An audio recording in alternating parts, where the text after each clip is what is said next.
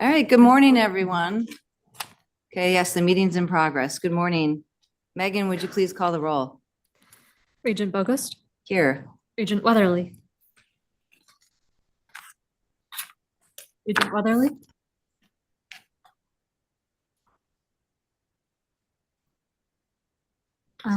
Regent Adams. Regent Adongo. Here. Thank you. Regent Fritz. Regent Goydam. Here. Regent Cruiser. Present. Regent Manydeeds. Here. Regent Nixon. Here. Regent Palzowitz. Here. Regent Prince. Here. Regent Rye. Here. Regent Rogers. Here. Regent Salzwedel. Regent Terwilliger. Here. Regent Trainer. Regent Trainer. Here. Oh, there, we heard you. Thank you. Regent Underley. Here. Regent Walsh. Here. And Regent Weatherly. Here. Thank you. We have a quorum. Thank you, Megan. As we consider items on today's agenda, are there board members who declare conflicts of interest regarding today's open session agenda? Okay, hearing none, we'll proceed. I open my report today with some good news to share. As you've probably seen, Robert Brinkman was approved by this board last week as the new chancellor of UW-Stevens Point. He will take the helm as the university's 16th leader effective July 1st. Dr. Brinkman, with degrees from both UW-Oshkosh and UW-Milwaukee, comes to us from Northern Illinois University, where he currently serves as Dean of the College of Liberal Arts and Sciences. We owe a debt of gratitude to the dedicated committee of Regents, chaired by Jack Salzwedel, campus members, and local partners who work relentlessly to bring us a leader who so deeply cares about our campus and will ensure UW-Stevens Point has a resilient future for both the university and the community. Dr. Brinkman brings to Stevens Point a lifetime of leadership in higher education and specifically sustainability and natural sciences, which is one of the reasons he's a great fit for UW-Stevens Point. We are delighted to have him return to the Universities of Wisconsin family, and we look forward to introducing him to the full board at a future meeting. We are also making good progress on the ongoing chancellor search at UW-Eau Claire. Members of the Search and Screen Committee, led by Chair Regent Karen Walsh and Vice Chair Professor Arthur Grothe, are preparing to interview semifinalists later this month. In coming months, we will announce plans for identifying the next chancellor for our flagship, UW-Madison. And Regent Walsh, would you have anything to add to the UW-Eau Claire search? Sure. Thank you, Regent President Bogost.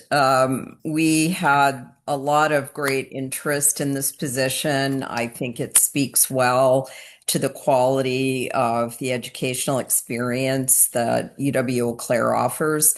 Also, people seem very engaged by their work in the community, by the partnerships with industry and business. So I'm very optimistic. We will be interviewing semifinalists next week, and I think we're right on schedule. That's wonderful. Thank you, Regent Walsh. Turning now to some worthy recognitions. Last month, UW La Crosse presented our latest Regent Business Partnership Awards to two great healthcare companies, Amplify Health by Gunderson and Mayo Clinic Health System. Both companies have close ties to the university, including through internships, research collaborations, and clinical work, not to mention the frequent hiring of UWL graduates. We'd also like to recognize that both Amplify and Mayo were enthusiastic supporters of the Prairie Springs Science Center Phase 2 project, which we are grateful. We all know support from the business community was critical for this development. Our partnerships with Amplify and Mayo have been very productive and successful over the years, and we have every expectation that this will continue as we move forward. Congratulations to all of those involved. That concludes my report for today, and I will turn it now over to President Rothman. Great. Thank you very much, and good morning, Regents. I'm going to open my report today with a couple of legislative updates. Starting first on the federal front, we were grateful to see that Congress rejected many, but certainly not all, of the proposed reductions in funding to higher education, ranging from student aid and research dollars and research funding in the fiscal 26 budget, so that we did not experience some of the cuts that we had been particularly concerned about. In other legislation, however, there were some negative implications for higher education. As just one example, funding for graduate student financial aid has been restricted, which will undoubtedly have an impact on some of our graduate programs across the universities of Wisconsin. But now, as we look forward, and while Congress continues to work through funding the remaining FY26 appropriations to fund the Department of Homeland Security, we have begun engaging our congressional delegation on the importance of sustained investments in higher education in the next budget, fiscal 27. Investments in programs like the Pell Grant, Federal Work Study, and other federal aid programs are critical to ensuring continued access and success for those students who choose to pursue higher education. Ensuring that students from all economic backgrounds can attend our universities remains central to our mission. As it relates to research, sustained funding not only fosters discovery that benefit all Wisconsinites and citizens across the country, but is absolutely critical to the vibrancy of Wisconsin. And I think we see that in our 2R1s, but the research that occurs across our universities, research is an essential component of the universities of Wisconsin. In the conversations we've had to date with our delegation and other congressional leaders, I think they understand these issues, their importance to each of our universities, and the importance to Wisconsin at large. As the fiscal 27 appropriations process continues to play out and the president's budget request is released and shared with Congress, which we expect will occur in the coming weeks, we will remain actively engaged and provide further updates to the board. On the state side, the state legislature is approaching the end of the 25-26 legislative session. The assembly is, at least for the moment, adjourned, while the Senate is expected to meet through this month as it works through the remaining priority legislation. Looking ahead, our focus is increasingly on preparation for the 27-29 biennial budget cycle in Wisconsin, refining our shared priorities and laying the groundwork for constructive conversations in the next legislative session. As we look forward to the next budget cycle, it is imperative that we remain focused on communicating clearly the value of our mission and its importance to the state of Wisconsin. That responsibility is embedded in our strategic plan, and it is embedded in who we are as public universities serving the state. To that end, one of our continuing priorities remains strengthening how we engage with alumni, the business community, and community partners across the state, creating more consistent opportunities for connection, learning, and a shared understanding of the positive impact that the universities of Wisconsin have on our state. In that spirit, we recently convened our first event of 2026 as part of the UW Involvement Network, otherwise known as UWIN, as sponsored by the Greater Eau Claire Chamber of Commerce, HeartWorks, and of course, UW Eau Claire. Our first session was in Eau Claire, and we had great partners helping us there. I want to especially thank two superb leaders from outside of the universities who helped in that process and also moderated and led the discussion. First is Dave Miner. Dave is president and CEO of the Eau Claire Area Chamber of Commerce. And the second is Dr. Tim Nelson, the CEO and co-founder of HeartWorks. The event brought together more than 80 participants, including UW faculty and staff, local business and community leaders, and a strong representation of Blue Gold alumni. Even the UW Eau Claire mascot, Blue the Blue Gold, showed up for the event. What was especially meaningful was hearing directly from young professionals who served on a panel about their role that UW Eau Claire played in shaping their lives and their careers. The panelists spoke about gaining practical experience, building confidence, and entering the workforce prepared to contribute, and they certainly have.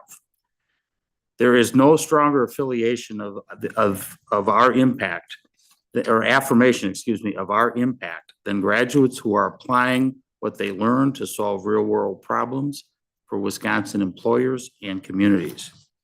We also heard clearly about the university's importance to the Eau Claire region, including its role in workforce development, economic vitality, and community life.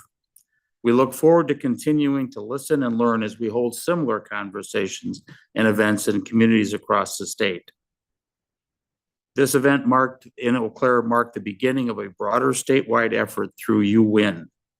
Our goal is simple.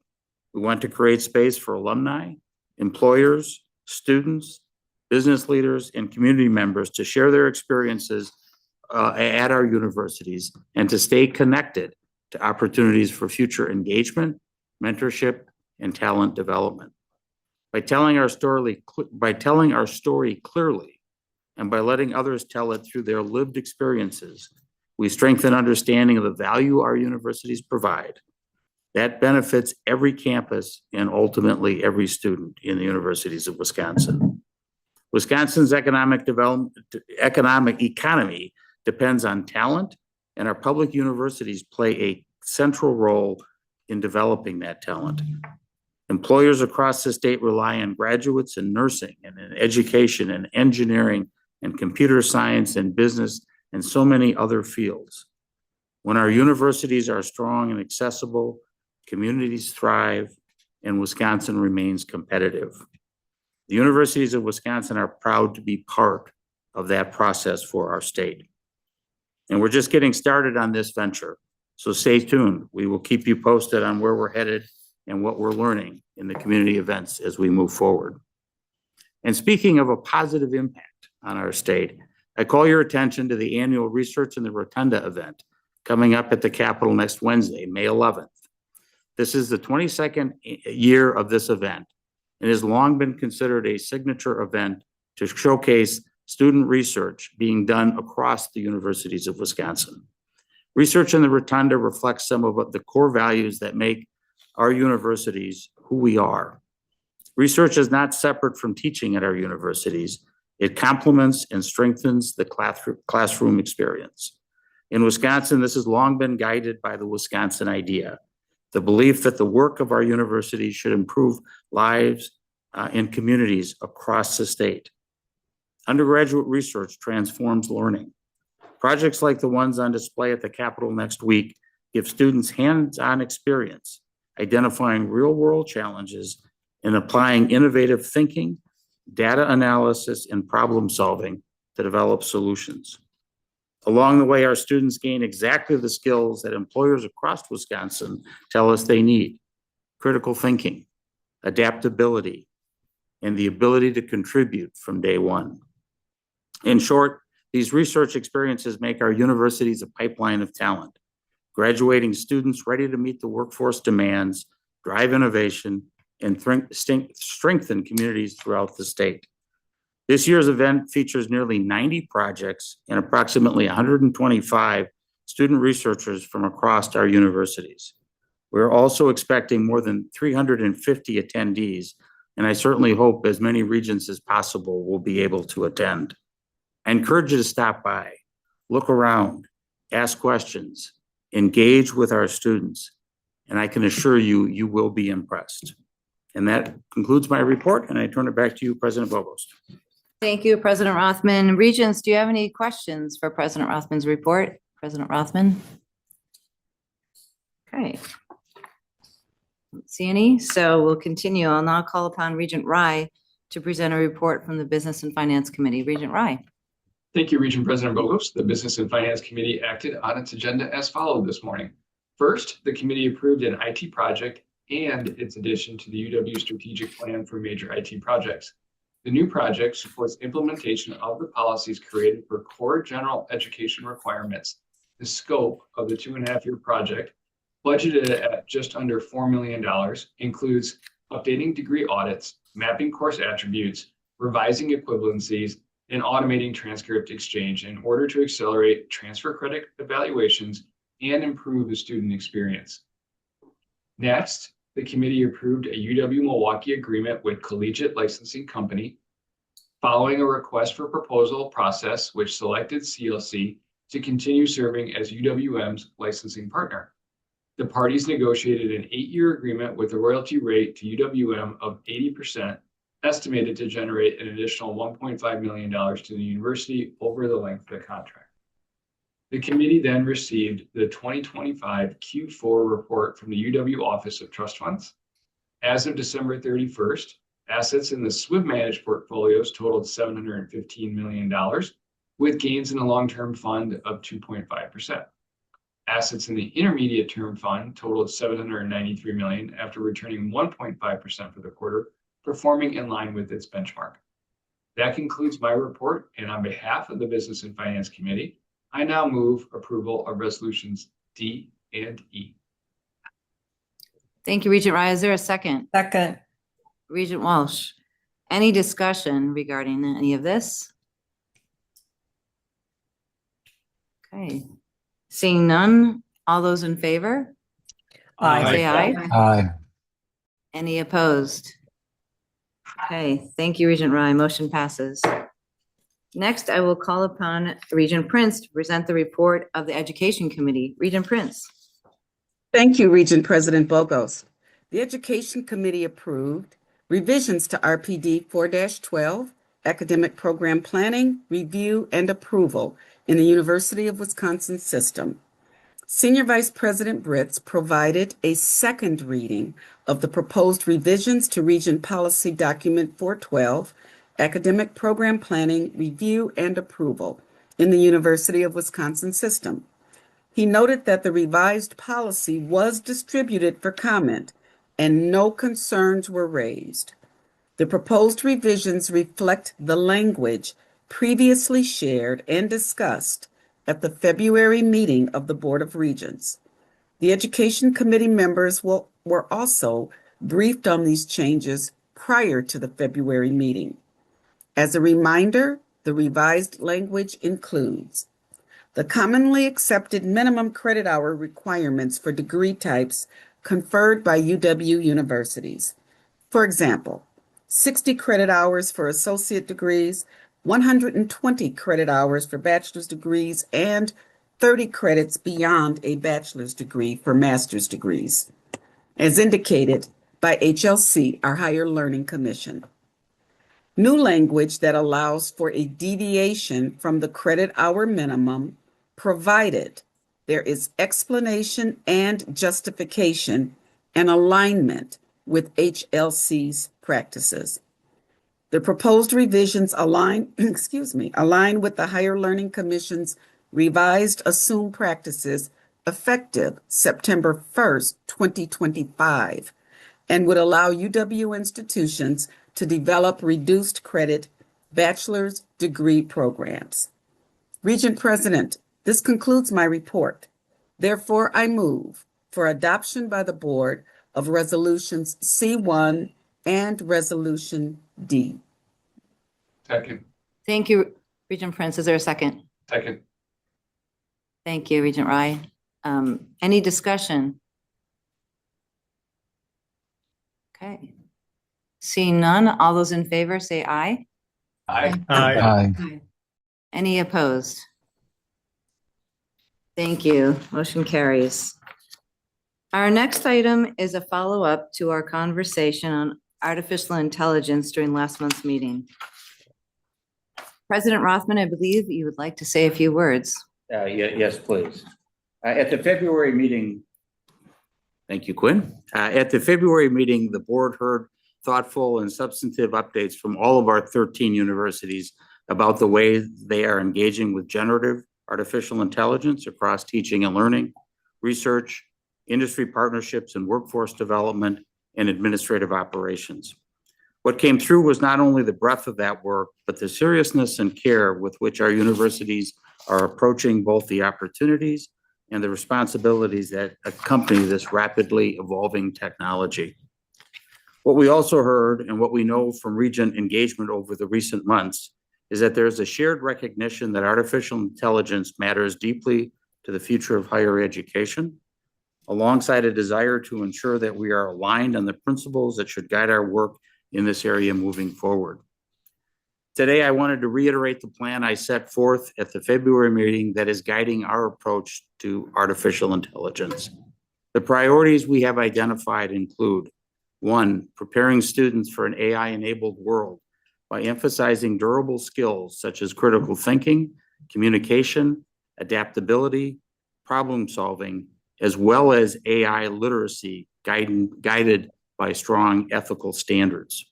2, using AI to support enrollment, student success, degree completion, career readiness, and administrative applications. 3, supporting faculty and instructors with professional development and trusted AI tools for teaching and research. 4, establishing an AI hub to support technology procurement, monitor emerging trends, ensure best practice sharing, and facilitate compliance.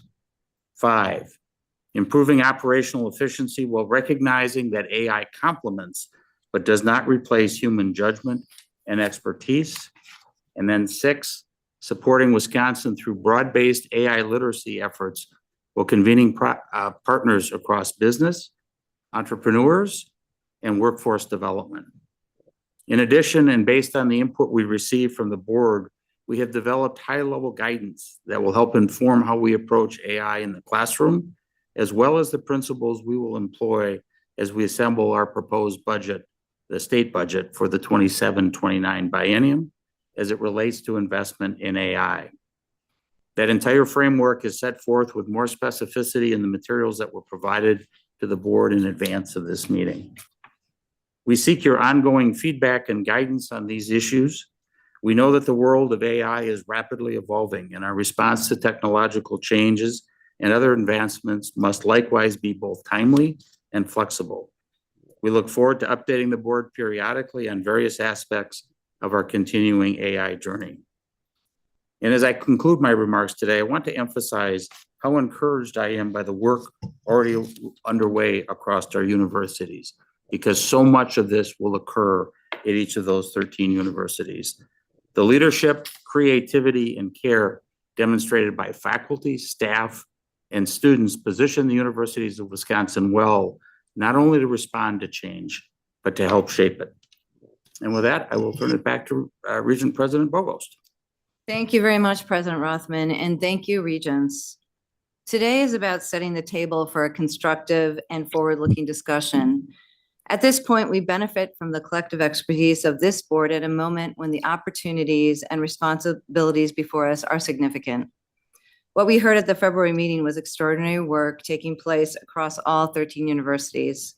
That level of engagement reflects the fact that our universities are highly engaged, experimenting responsibly, sharing lessons, and keeping students at the center of all their efforts. As we think together about next steps, one priority we want to underscore is our responsibility to work with our universities on behalf of students. That includes ensuring student expectations are met, that AI literacy is prioritized across disciplines, and that graduates are prepared not only to use new tools, but to think critically and ethically about them. That in turn raises important questions about how the board can continue to champion the resources necessary to support the work through professional development, infrastructure, thoughtful investment, so that innovation is sustainable and equitable across the system. We are also concerned about ethical standards and fair use of AI. We recognize that there is not full agreement at this point on how to proceed and the best way to proceed. And that is precisely why this continuing discussion is so very important. A fuller and open exchange of views will help us move toward greater alignment and ultimately consensus about how the University of Wisconsin will lead in this space. With that framing, we welcome the board's discussion and perspectives on these themes. I'm going to now open the floor to discussion from the board, and I'd love to call out our amazing student regent, Adongo, if you have any comments. Putting you on the spot. I'm very happy personally to see the progress that we've made since the February meeting. I came away from that feeling like it was wonderful to see what was happening, but there wasn't a cohesive strategy that tied it all together and provides that level of systemness moving forward. Since then, I'm happy to have been engaged with Johannes Britz. He's brought me on a working group to look at a small portion of this and to see this larger systematic approach to it. I'm glad to report that we have on the classroom side of bringing it, making it student-centered, focused on, we've landed on a few key pillars that we're still working through. And I am pushing for us to get that out, to get eyes on it, right? And make sure that we're not just seeing the end goal, but we as Regents understand the process that got us there. Because often, as something that came up in one of our previous meetings today, and I wrote this down, it would be good to understand the process, right? So because beyond knowing that all appropriate parties were engaged, it's something that we as Regents, we have to defend because we get those emails, get those phone calls. So making us better stewards to argue for it. With that said, I will say that where we are now, along with the efforts I've seen, I feel really good. If we can execute on this framework, I think we'll be positioned, and I have all the faith that we will. We'll be positioned to be leaders in this space. The one thing, and I know, and I brought this up in my conversation with Jay, and we agree on this, is as much as it's great to have guidelines, it would be good to see milestones or get reports back to see that we are actually making progress towards some of these initiatives. And I do have a limited perspective, but on my campus, I am seeing some faculty recognize that it's inevitable. So they're pretending to like it, but use every opportunity to engage with it, to undermine it, and sort of drive students away from it. So that's one of the concerns, and that's a limited exposure, but I want to share that anecdote. If we just set out guidelines without a way to check that we're moving towards achieving the goals set, then I fear that we build something that goes nowhere. That said, I don't think that Regent policy at this time is also the best, because then it becomes something that's enshrined in the system and becomes a monolith. And then the change to Regent policy has to go through a lot of cycles, and this technology is moving way too quick for that. So there isn't a perfect solution, but I definitely wanted to raise that for us to consider that and have some conversation around it. I'll pause here for now. Thank you. Thank you so much, Regent Adongo. I mean, you raised so many significant problems and questions, and this is difficult stuff. And, you know, it's true that we want to see these guidelines carried out, but yet we don't know exactly where we're at. It's a lot. So Regent Prince and then Regent Rye. Thank you, Regent President Bogos. I'm going to add on a little bit to what Regent Adongo said. From an education committee lens, I think about the potential for a barrage of requests around items that will come before us, whether it's, as we just passed, associate degrees, bachelor's degrees, whatever. And I just think that there was a strong group of provosts that did a lot of work around AI. Thank you, Dr. Britz, that working group. And it would be helpful if I could actually see what the plan is, because everything has to be aligned with a cost. And we as Regents are going to end up voting on hopefully some type of semi-blanket cost versus piecemealing everything that comes before us. So maybe a plan with priorities 1 through 4. And again, this is not my world around AI. I'm learning a lot about it, but there are experts obviously on this who are viewing in right now. But does every student and whomever have ChatGPT? Do we have a license? I mean, just some basic things that we could probably get through quickly. But on the other hand, how does it fit inside of a framework?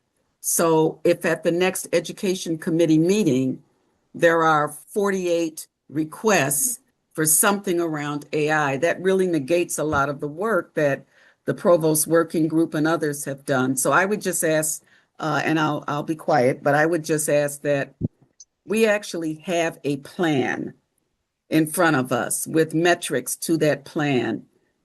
What can we speed timelines up on the plan and make it happen? And do we have the money right now for some basic things? And what does it cost? So thank you. Thank you, Regent Prince. Regent Rye.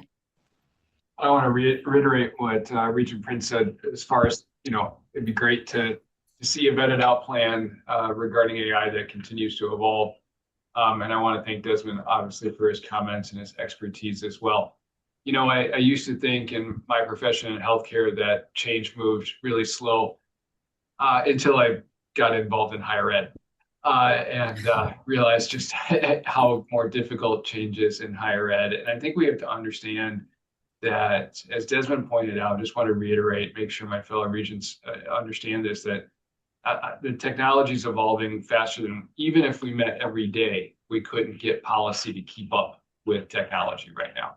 So to Regent Ndongo's point, an RPD here would be out of date in 48 hours and need to be revised. So instead, guidelines, principles, the plan, as Dr.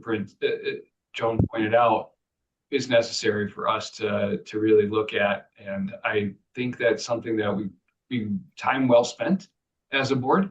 But more importantly, once we have a plan and the system is able to say we have a plan, is communicating that plan to the state. And we have so many different entities that need to hear that, we could be a convener of AI for the state of Wisconsin, whether it be industry, students looking at where I want to go to school next, which universities are really embracing AI and being loud about it.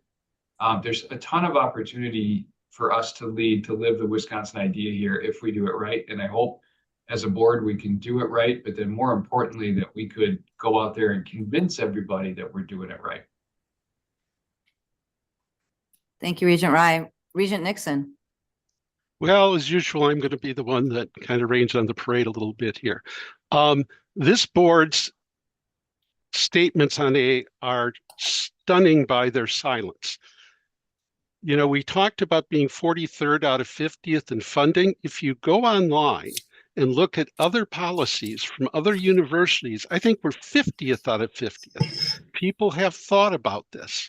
We need to make a statement as regents, and it's got to be something about what we think about AI. You heard Regent Ndongo say, we got a lot of professors out there and people who are, the board hasn't said anything. And I'll tell you where I am seeing it, and this is concerning me. I am chair of the Student Discipline Committee. I have a couple more student discipline appeals today, and one of the things you see from the committees and elsewhere is there is no UW Regent policy on AI. So we are getting into a discipline process. People are working it. There are committees out there. There are faculty out there. And what they're saying is, where are our regents? What have they said? Oh, they have said nothing. That makes these discipline cases much more difficult. This is a current issue. It's been around. We need to get something in place, not the policy, not in the weeds part of it, but we need to make some broad statement about how this Board of Regents views artificial intelligence. And I just gave you a practical example where it is coming up in faculty, because these are just the appeals that actually reach us. We're not taught there's student discipline and other things that is going on every day. We still have professors that say any use of AI is a violation of the student code. That makes 159,500 of our students in violation of the code. Okay, we've got to deal with this. It's happening on our campuses. It's happening with student discipline. It's happening with the committees. And what do I read when these come to us? there's no Regent statement on artificial intelligence. I find that alarming, disturbing, and it makes it harder on the people on our campuses. So that's my comment. Thank you, Regent Nixon. I'm just going to share my own thoughts about that. And I appreciate the concern, and I think that it is urgent. But I maybe perhaps beg to differ somewhat on how far behind we are. I using ChatGPT and other platforms, I researched other universities and what they're doing. And, to have a policy when this is, like someone said, I don't know if it was Regent Rye or Regent Adongo, that these things are changing in a nanosecond every day. So I think we are trying to develop guidelines and perhaps a policy, but other universities across the board are very reticent to do policy at this time. They're doing guidelines and they're doing from a governance standpoint. And, we are working on that, but I think we have to be really careful on what we're asking of the campuses. I think you're right as far as ethics and governance, that's all really important.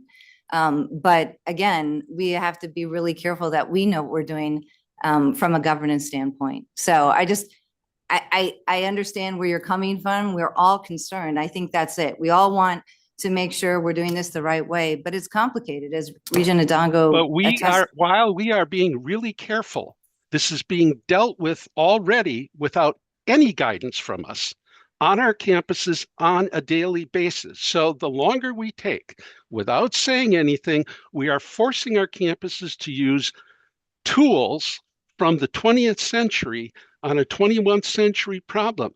And as long as we're all right with letting our faculty and letting our administrators flounder around without any guidance from us, we're in good shape.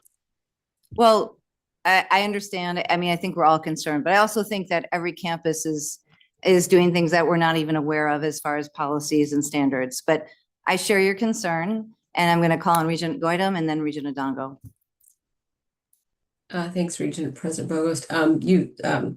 Both Regent Nixon, you and Regent Bogost said something that struck me. I think there's the pace of change. There's likely action happening at each university campus level.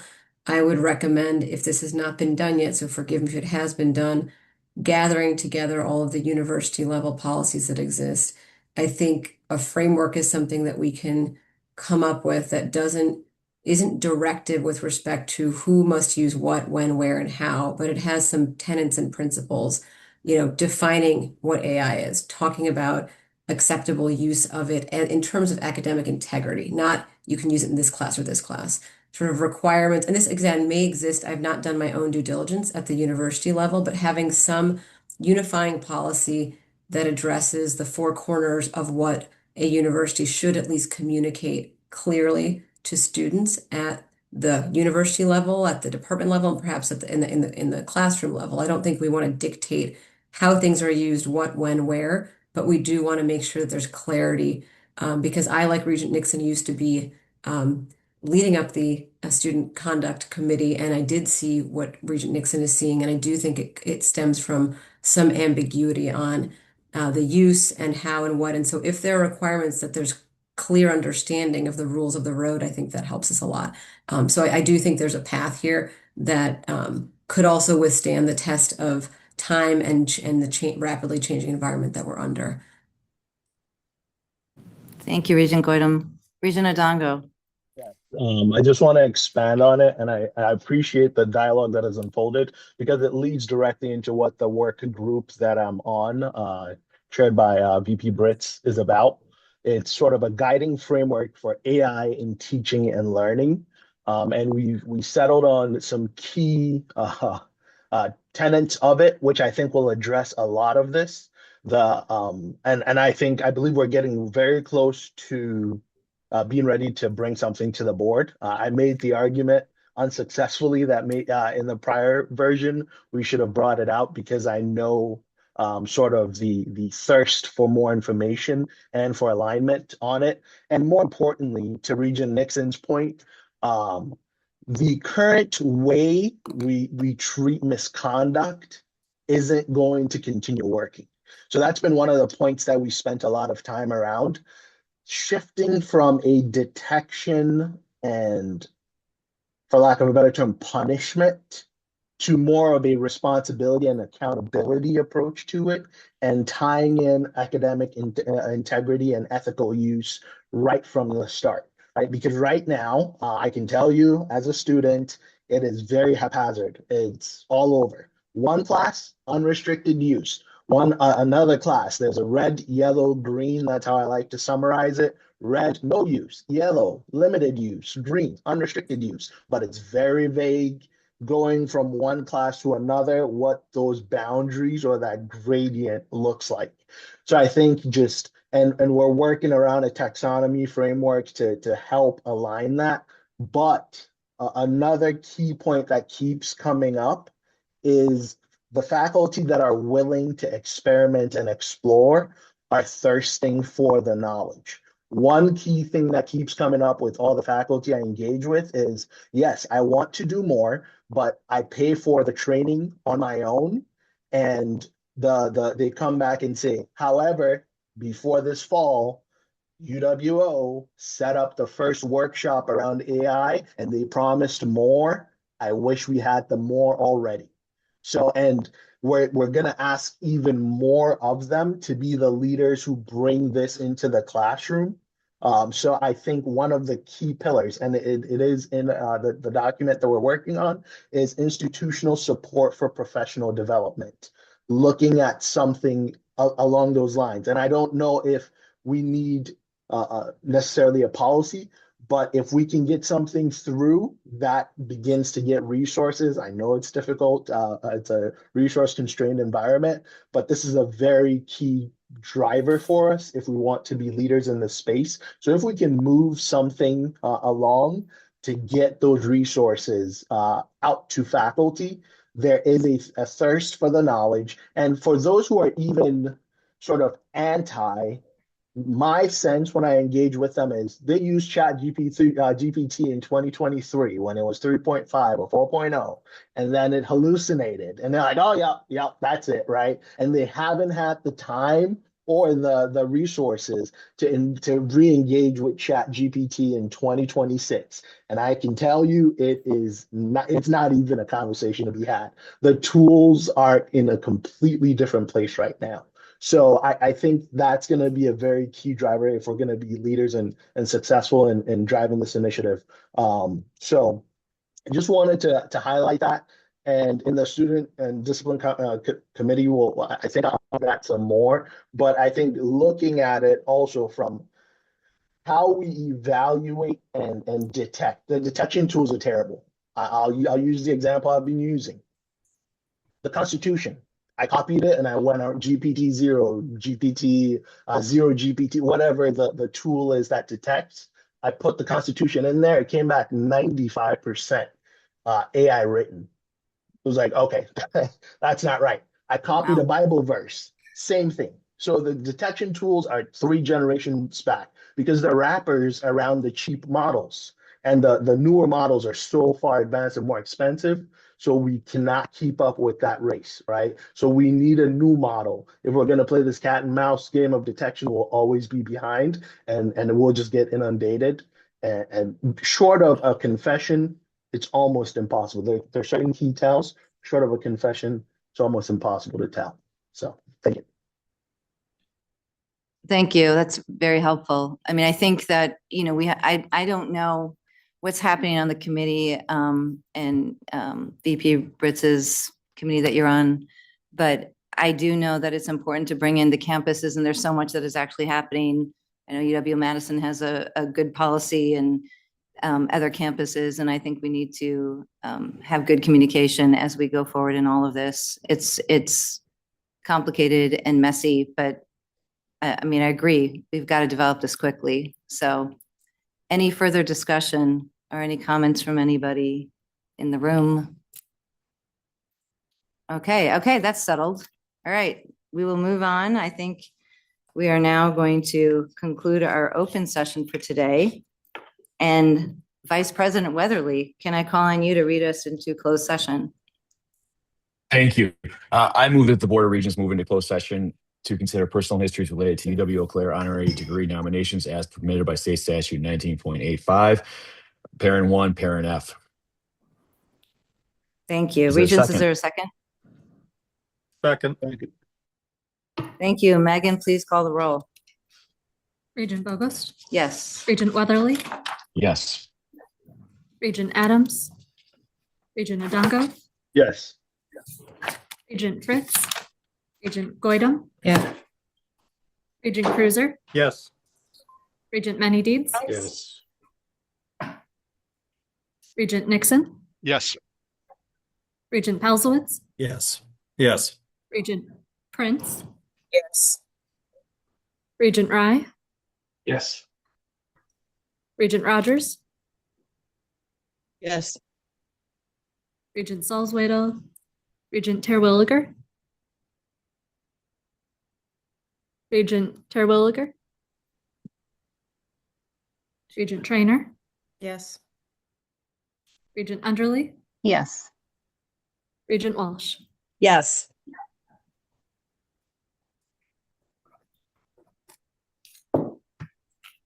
Thank you. One moment. Okay.